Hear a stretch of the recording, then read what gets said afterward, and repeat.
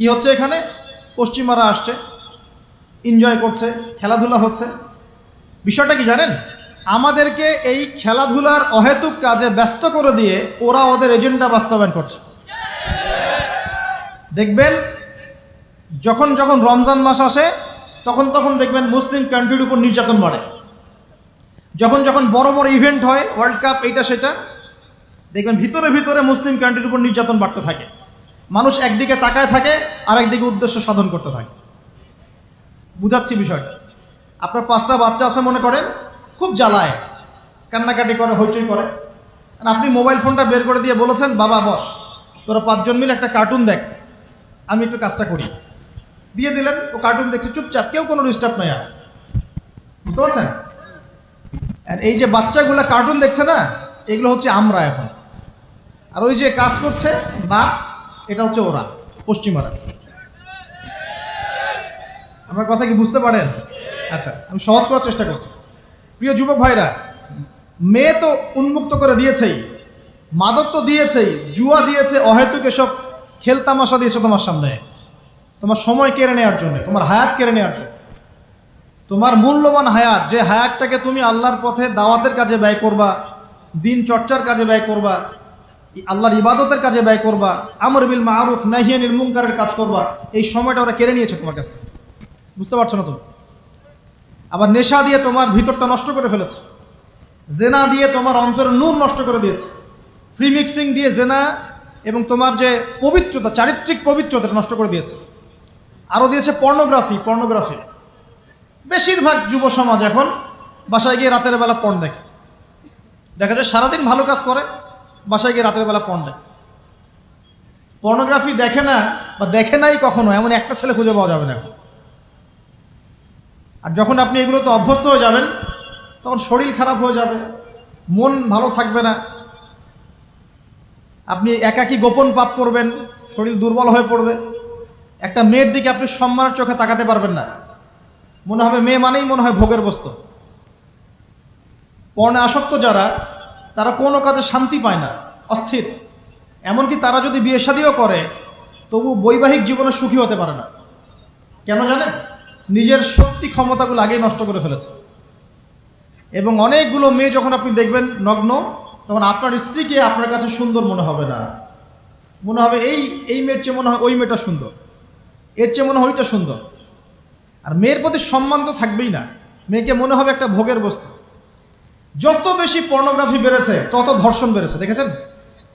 Porn যত বেড়েছে ধর্ষণ তত বেড়েছে। এমনকি ছোট ছোট বাচ্চারা পর্যন্ত রেহাই পাচ্ছে না, দেখেন না?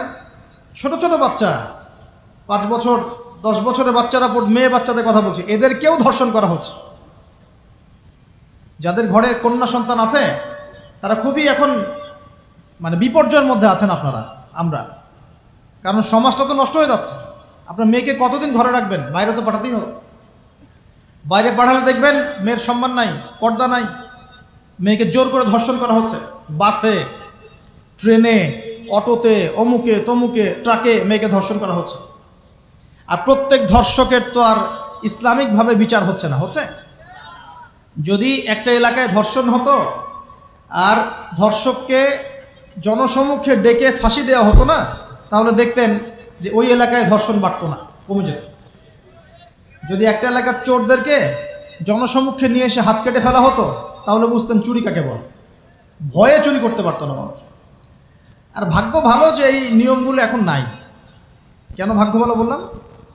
ভাগ্য ভালো কেন বললাম? কারণ এই নিয়ম যদি এই মুহূর্তে চালু করা হয়, এই মুহূর্তে যে এখন এই সেকেন্ডের মধ্যে চালু করা হয়, তাহলে অনেক বড় বড় রাঘব বোয়াল যারা আছে ওদের হাত থাকবে না। কথা বুঝতে পারছেন না? কেউ চুরি করে সিসকা চোর বলি আমরা, না কি বলেন আপনারা? ছিচকা চোর বলেন। কেউ আছে চুরি করে পুকুর চুরি করে। সিসকা চোরকে ধরতে পারলে রাস্তাঘাটে কি মাইটটা দেওয়া হয়, তাই না? মনে হয় যে নিজের শক্তি খাটানোর একটাই জায়গা চোর পিটানো। মসজিদে যদি মসজিদে যদি একটা চোর ধরা পড়ে, কি মাইটটা মারে, খুঁটির সাথে বেঁধে একদম জুতা স্যান্ডেল দিয়ে। আর সামনে যে পুকুর চুরি করে বসে আছে, কিছুই করতে পারতেছে।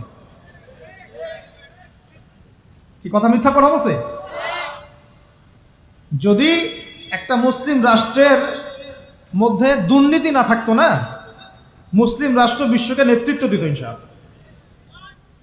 যদি কোনো মুসলিম রাষ্ট্রের মধ্যে দুর্নীতিটা না থাকতো না, তাহলে দেখতেন ওই রাষ্ট্র অবশ্যই বিশ্বকে নেতৃত্ব দিত ইনশাআল্লাহ। এমন অনেক অমুসলিম রাষ্ট্র আছে যেগুলো অমুসলিম হওয়া সত্ত্বেও ওদের মধ্যে কোনো দুর্নীতি নাই, জানেন? আল্লাহ পাক আমাদের সবাইকে পরিপূর্ণ মুসলমান হওয়ার তৌফিক দান করুন। দেখেন আল্লাহ পাক বলেছেন, উদখুলু ফিস সিলমি কাফা, তোমরা পরিপূর্ণরূপে ইসলামে প্রবেশ করো। এখন আমি যদি নামাজও পড়ি, আবার ঘুষও খাই, এদিকে রোজাও রাখি, আবার সুদও খাই, আবার এদিকে আমি হজমরাও করি, অন্যের সম্পদ আত্মসাৎ করি, মাপে কমও দেই, মজুদদারি করি ইত্যাদি, আমি কি পরিপূর্ণ মুসলিম? আমি কি উদখুলু ফিস সিলমি কাফার উপর আমল করতে পেরেছি? আর আল্লাহ পাক এখানে বলছেন, ওয়ালা তামুতুন্না ইল্লা ওয়া আনতুম মুসলিমুন, পরিপূর্ণ মুসলমান না হয়ে তোমরা মৃত্যুবরণই করিও না। করলেই সমস্যা। পরিপূর্ণ মুসলমান না হয়ে মারা গেলেই সমস্যা। কি সমস্যা?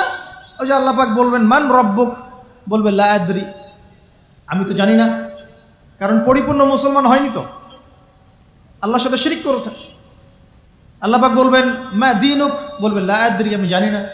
মা দীনুক উত্তর কেমন করে দিতে পারবে? ইসলামের কিছু অংশ মানে, কিছু অংশ মানে না। ইসলামের কিছু অংশ মানে, নামাজ, রোজা, হজ, যাকাত, তাসবিহ, তাহলিল সবই মানে, কিন্তু সুদ ছাড়তে হবে, ঘুষ ছাড়তে হবে, জেনা করা যাবে না, মদ খাওয়া যাবে না, দুর্নীতি করা যাবে না, মানে না। তাহলে মা দীনুক কি উত্তর দিবে? মান নবিয়ুক, কে নবী? উত্তর কিভাবে সম্ভব? নবীর সুন্নতি তো নাই গায়ের উপরে, চেহারায় নাই, কাপড়ে নাই, চলাফেরায় নাই, ওঠা বসায় নাই, ইবাদতে থাকলেও অর্থনীতির মধ্যে নাই, অর্থনীতির মধ্যে থাকলেও সংস্কৃতির মধ্যে নাই, সংস্কৃতিতে থাকলেও সমাজে নাই। নবীর সুন্নত কি খালি ঘরে তসবিহ টেপার মধ্যেই? মানে আমরা খালি সুবহানাল্লাহ সুবহানাল্লাহ পড়বো, এটাই সুন্নত? দাড়ি ছেড়ে দিব, এটাই খালি সুন্নত? টাকনোর উপরে কাপড় পরবো, এটাই কি খালি সুন্নত? সমাজের মধ্যে সুন্নত নাই, অর্থনীতির মধ্যে সুন্নত নাই, ব্যবসা বাণিজ্যের সুন্নত নাই, চাকরি বাকরিতে সুন্নত নাই, পরিবারের সুন্নত নাই, সংস্কৃতির মধ্যে সুন্নত নাই। আর রাষ্ট্রের কথা বললাম না, ওটা বাদ দেন, ওটা এযুগে সম্ভব না। ইল্লা মাশা আল্লাহ, যদি আল্লাহ পাক না চান। ওইদিকে আমি কথাই বলতে যাচ্ছি না, আমি সমাজ পর্যন্তই আছি, আর এর উপর যাচ্ছি না। তো প্রিয় ভাইয়েরা, যুবক ভাইদের কথা বলে আমি সামনে যাব। এক নাম্বার কি বলেছি, তোমরা সতর্ক থাকবে মেয়ে থেকে। কি থেকে? মেয়ে থেকে 100 হাত দূরে। 100 হাত মানে আমি বলি, পরামর্শ দেই, আমি তোমাদের ভাইয়ের মতো, ছোট হই আর বড় হই। আর আমাকে এইসব আল্লামা শায়েখ এইসব বলার দরকার নাই।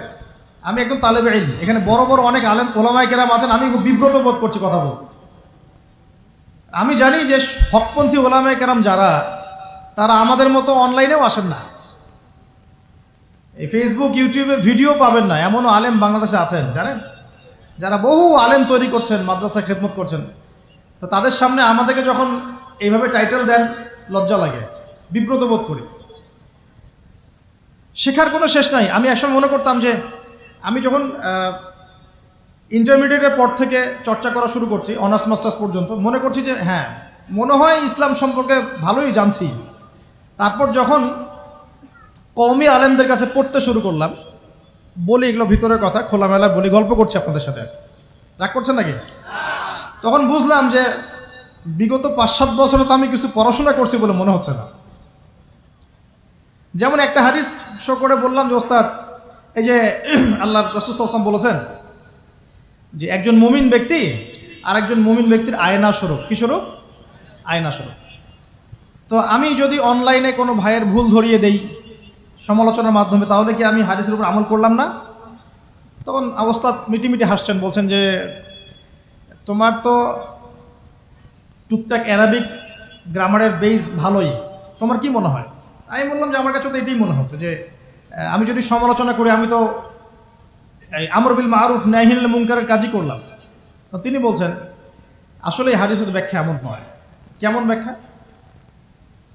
তুমি কি খেয়াল করো নাই? আমাকে বলছো, তুমি কি খেয়াল করো নাই, তুমি যখন আয়নার সামনে গিয়ে দাঁড়াও, তখন আয়না কিন্তু তোমার সাথে কথা বলে না, আয়না নীরব থাকে, স্থির থাকে, কিন্তু তোমার দোষ ত্রুটি কোথায় আয়না কিন্তু দেখিয়ে দেয়।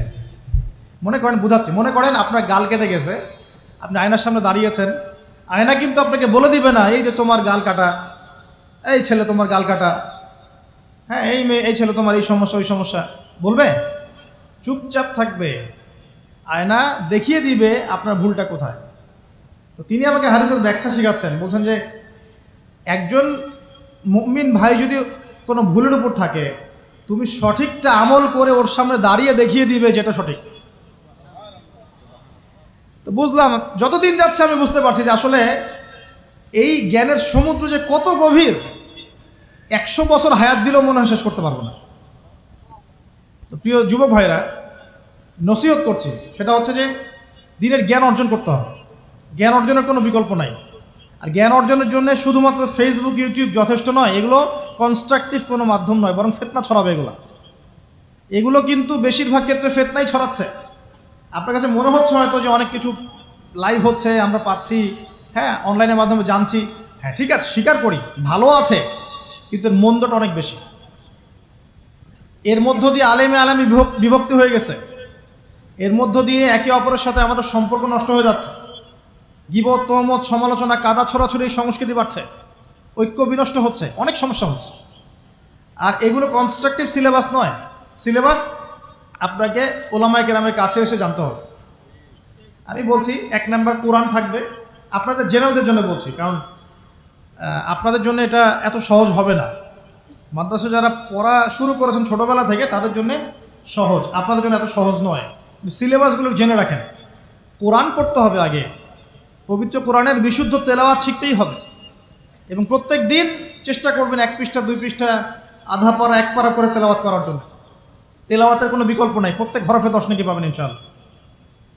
এরপরে এর ভাষা আছে, কোরআনিক গ্রামার আছে, নাহুসর। আর এই বইগুলো আপনি একা পড়তে পারবেন না, এই বইগুলো পড়তে হলে ওস্তাদ লাগবেই। এক একটা বই 2 বছর করে পড়তে হইতে পারে, পড়তে হবে। যদি আপনি কোরআন জানতে চান, বুঝতে চান, পড়তে হবেই। আর যদি মনে করেন না আমার এত জানা বোঝার দরকার নাই, সেটা আলাদা বিষয়, তখন আপনি ওলামায়ে কেরামের কাছে গিয়ে জিজ্ঞাসা করে মাসআলা নিয়ে নেবেন। এখানে একটা কথা বলে দিই, এখন আবার একটা নতুন আমি ফিতনাই বলবো বের হয়েছে, যে আলেম ওলামার প্রয়োজন নাই, কোরআন হাদিস বাসায় পড়বা, নিজে একা একাই মুস্তাহিদ হয়ে যাবে। অনেক দিনই ভাইকে দেখছি আমি, যুবক ইয়াং, তার আগে বিপদগামী ছিলেন, হেদায়েত হয়ে ইসলামের দিকে এসেছেন, এখন প্রথমেই সহিহ বুখারী টান দিয়ে পড়া শুরু করতে। কে বললো আপনাকে প্রথমে সহিহ বুখারী পড়তে? আপনি কি এক লাভ দিয়ে এই মেডিকেল সায়েন্সের বই পড়তে যাবেন? এত কঠিন কঠিন বই আগে কেন? এই বইগুলো পড়তে ওলামায়ে কেরামে 15-20 বছর সময় লাগে। 15-20 বছর সময় লাগে, 15 বছর বেশি বলে ফেলছে মনে হয়। আমাদের মতো হলে 20 বছর লাগবে। কঠিন বই আগে না, আগে সহজ বইগুলো পড়তে হতো। তো ভাবখানা তখন দেখা যায় এমন, কয়েকটা হাদিসের কিতাব পড়ে, কোরআনের কিছু অনুবাদ করে, আলেম ওলামার আর দরকার নাই, কোনো মাযহাবেরও দরকার নাই, আমি নিজে একাই মুস্তাহিদ। এটা একটা ফিতনা চলছে। তো আমি বুঝাচ্ছি আপনাকে, একটা মাসআলা ধরেন আপনার সামনে আসলো, মনে করেন ওই যে আমি পেপার মানি নিয়ে কথা বলেছিলাম না, কাগজের টাকা, এরপর আসছে ক্রিপ্টোকারেন্সি। কি আসছে? নাম শোনেন নাই? ইলেকট্রনিক মানি তো চলে আসছে, যে ইলেকট্রনিক মানি দিয়ে আপনারা লেনদেন করছেন না, এরপরে আসবে ক্রিপ্টোকারেন্সি। ক্রিপ্টোকারেন্সি মানে বিটকয়েন। এগুলো ভবিষ্যৎবাণী না, কিন্তু কিছু মানুষ মনে করে এগুলো ভবিষ্যৎবাণী। এগুলো ভবিষ্যৎবাণী না, এগুলো বর্তমান। অলরেডি পৃথিবীর কিছু কিছু দেশে চলে আসছে, হয়তোবা এদেশেও অচিরে আসবে। তো মনে করেন এখন আপনি একজন সাধারণ মানুষ, ক্রিপ্টোকারেন্সি কী জিনিস আপনি বোঝেন না। এখন আপনি একজন আলেমের কাছে আসলেন, এসে বললেন যে হুজুর ক্রিপ্টোকারেন্সি কী জিনিস আমি বুঝি না, এটা হালাল না হারাম, জায়েজ না জায়েজ, কতটুকু রাখা যাবে রাখা যাবে না, মাসআলা দেন। এখন আমি যদি আপনাকে বলি, এই যে ভাই নেন কোরআন, এই যে তাফসীর ইবনে কাসির নেন, জালালাইন নেন, মারিফুল কোরআন নেন, এই যে বুখারী, মুসলিম, তিরমিজি, আবু দাউদ, নাসাই, সবগুলো নেন, বাসায় গিয়ে পড়াশোনা করে মাসআলা বের করেন, পারবেন? সম্ভব? সম্ভব কি? কে পারবে? যিনি মুস্তাহিদ। আর একটা সমাজের মধ্যে মুস্তাহিদ মানুষের সংখ্যা কতজন থাকে? অল্প কিছু। বেশিরভাগ মানুষই তো অন্ধ অনুকরণ তাকলিদ করতে হবে তাকে। তখন এই যে আপনি আমার কাছ থেকে মাসআলাটা জানলেন, এই মাসআলা জেনে নেওয়াটা কি আপনার জন্য উচিত না অনুচিত? আপনার এই মাসআলা জেনে নেওয়াটা কি উচিত না অনুচিত? এই মাসআলা আমার কাছে বা আলেমের কাছে না জানলে কিভাবে শিখবেন আপনি? শেখার জন্য আপনাকে আসতে হবে না? এটাই মাযহাব, এটাই মাযহাব। এখানে বিভ্রান্তির কোনো সুযোগ নাই যে আমি এগুলা মানি না, আমি খালি বইপত্র একা একা পড়বো, আলেম হয়ে যাবে, সম্ভব না। যখন আমরা কলেজে পড়তাম অনেক সময় মনে হতো যে হয়তো বা সম্ভব, যখন পড়া শুরু করেছি তখন দেখছি যে না, এই সমুদ্রে ডুব দেওয়া কেবল শুরু, এর তলানেই খুঁজে বের করতে 100 বছর লাগবে মনে হয়, আল্লাহ ভালো জানেন। আল্লাহু আকবার। দিনের জ্ঞান তো বেশি। আলী রাদিয়াল্লাহু আনহু একটা কথা বলে দিয়ে সামনে যাচ্ছি। আলী রাদিয়াল্লাহু আনহু শেষ বয়সে বলছেন, তাকে প্রশ্ন করা হচ্ছে যে আপনার কি কোনো দুঃখ আছে জীবনে? আলী রাদিয়াল্লাহু আনহু বলছেন যে আমি শুরু থেকে নবী সাল্লাল্লাহু আলাইহি ওয়াসাল্লামের পাশে ছিলাম, আমার দুঃখ নাই, তবে একটা মনের কষ্ট। কি? আমি যে জ্ঞানগুলো শিখেছি নবীর কাছ থেকে সাল্লাল্লাহু আলাইহি ওয়াসাল্লাম, সেই জ্ঞান বিতরণ করার জন্য কোনো পাত্র খুঁজে পেলাম না। কি গভীর কথা! যে জ্ঞান শিখেছি এটা বিতরণ করার পাত্রই খুঁজে পেলাম না। তাহলে পাত্র, আমরা তো পাত্র, জ্ঞান বিতরণ করবেন উলামায়ে কেরাম। পাত্র আমরা যদি পরিষ্কার না হয় জ্ঞান কিভাবে পাবেন? সম্ভব? সম্ভব না। আরেকটা বিষয় বলে দেই, যখন আপনি জ্ঞানের চর্চায় মাঠে নামবেন, আল্লাহ পাক আপনার সম্মানার্থে ফেরেশতার পাখা আপনার পায়ের নিচে বিছিয়ে দিবে ইনশাআল্লাহ। আর যখন আপনি জ্ঞান চর্চা করে আলেম হবেন ইনশাআল্লাহ তাআলা, আপনার জন্যে আসমান জমিনের সমস্ত মাখলুক, এমনকি সমুদ্রের নিচের মাছ, গর্তের ভিতরের পিপিলিকা, সবাই আল্লাহর কাছে আপনার জন্য ইস্তেগফার করবে ইনশাআল্লাহ। একটা হাদিসে নবীজি বলেছেন যে আকাশের চাঁদটাকে তোমরা যেমন দেখো উজ্জ্বল অন্য নক্ষত্রগুলোর তুলনায়, ঠিক তেমনি সাধারণ মানুষের উপরে একজন আলেমের মর্যাদা এমন। তো প্রিয় ভাইয়েরা, যুবক ভাইদেরকে বলছি, স্পেশালি আজকের লেকচারটা স্পেশালি তোমাদের জন্যে, যে এই ফাঁদগুলো থেকে বেঁচে থাকবে এবং এলেম অর্জন করবে। এলেম অর্জনের কোনো বিকল্প নাই, এবং এলেম অর্জনের জন্য সিলেবাস লাগবে। আর অনেক বইপত্র একা একা পড়তে পারবে না, আলেম ওলামাদের সংস্পর্শ লাগবেই, অন্যথায় পারবে না। এর পাশাপাশি আপনি সিরাতের বই পড়বেন, ইতিহাস পড়বেন, ইসলামিক অর্থনীতি পড়বেন, হ্যাঁ, ভূরাজনৈতিক প্রেক্ষাপটের বইগুলো পড়বেন, এগুলো ঠিক আছে। এবং জেনারেল লাইনে যেখানে পড়াশোনা করছেন এই পড়াশোনাও কন্টিনিউ করবেন, এবং আপনার প্রতিভা দিয়ে আপনার জায়গা থেকেই ইসলামের খেদমত করবেন ইনশাআল্লাহ তাআলা। পারা যাবে না? আল্লাহ তৌফিক দান করুন।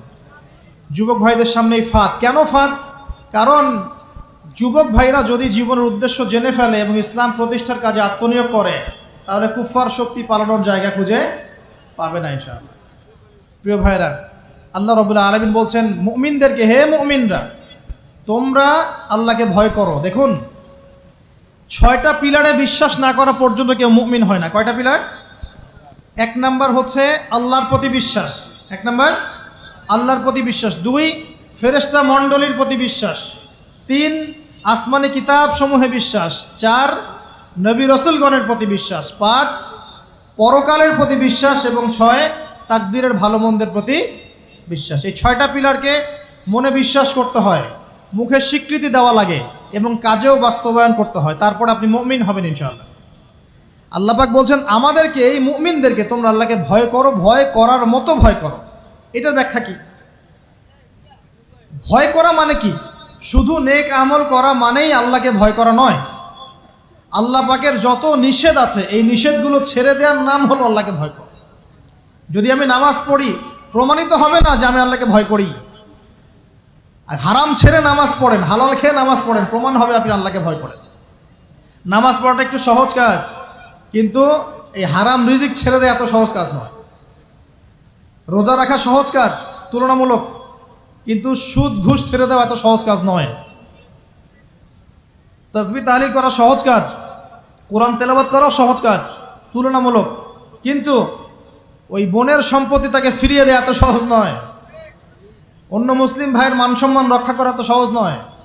পরিবারে পর্দা এবং নামাজ কায়েম করা তো সহজ নয়। এবং এই সুদ ঘুষ দুর্নীতি অন্যের সম্পদ আত্মসাৎ থেকে বের হয়ে আসা এত সহজ নয়। তাকওয়া মানে কি? পরিপূর্ণরূপে ইসলামে প্রবেশ করা, আল্লাহ পাকের যাবতীয় হুকুম আহকাম মেনে চলা, আদেশও এবং নিষেধও। আল্লাহ পাক বলছেন শেষে, ওয়ালা তামুতুন্না ইল্লা ওয়া আনতুম মুসলিমুন। একজন নবীর কথা খালি বলবো, বিশৃঙ্খলা করেন না, একটু ধৈর্যের সাথে বসেন। আমরা খুব লম্বা আলোচনা করব না, একটু বসেন, শেষ করে দিচ্ছি।